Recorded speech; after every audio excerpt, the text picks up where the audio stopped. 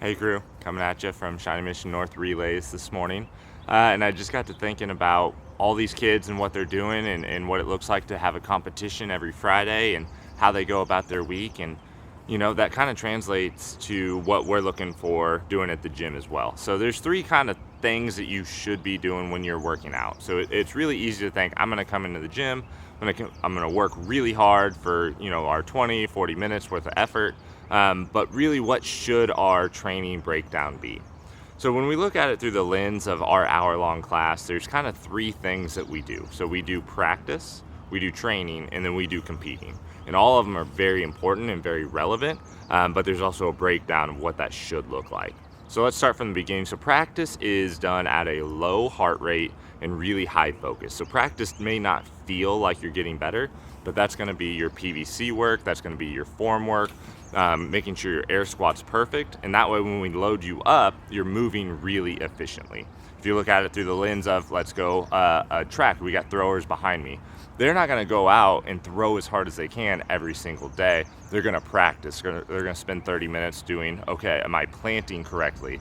On our snatch, like, are we hitting our second position? And it's really hard to do that with heavy weight or if we're throwing all out. So our practice is really important because it's gonna what defines our form, our positioning, the footwork, everything we do. And so we can't ignore that. And then we're gonna go into training. So training is what most people feel like when they're working out.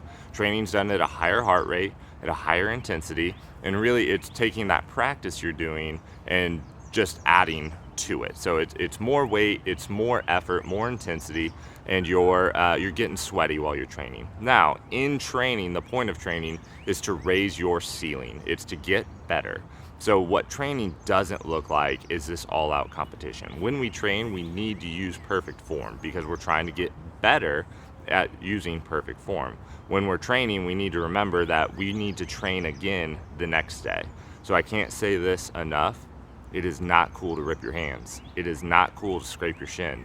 It is not cool to have big failing misses that make you not able to train the next day. As soon as you rip your hand, you can't train again for 3 to 5 days. As soon as you scrape your shin, you're probably not gonna do box jumps anymore, right? So training is done perfectly, but we're not pushing ourselves to the point of getting injured or max capacity. We're still pushing ourselves hard. We still wanna use that person next to us to really get a lot out of our training, but training should be done perfectly.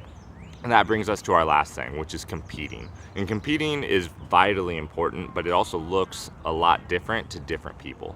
So competing can be the open workouts. That's a competition. Competing can be your 1 rep maxes, where we're actually trying to find our maximum output our body can do.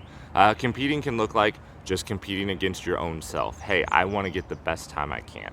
Now, we never want to use bad form, but when we're competing, that's where we're getting all out effort, and we're gonna let our form possibly slide a little bit to see what our body can actually do.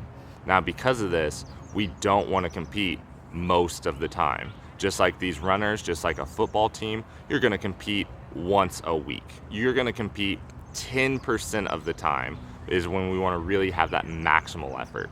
Now, the other 90% of our effort, we want to kind of split evenly between practice and training. Now, that can skew one way or the other. You can go 30 and 60 one week, you can go 60 and 30 the next week.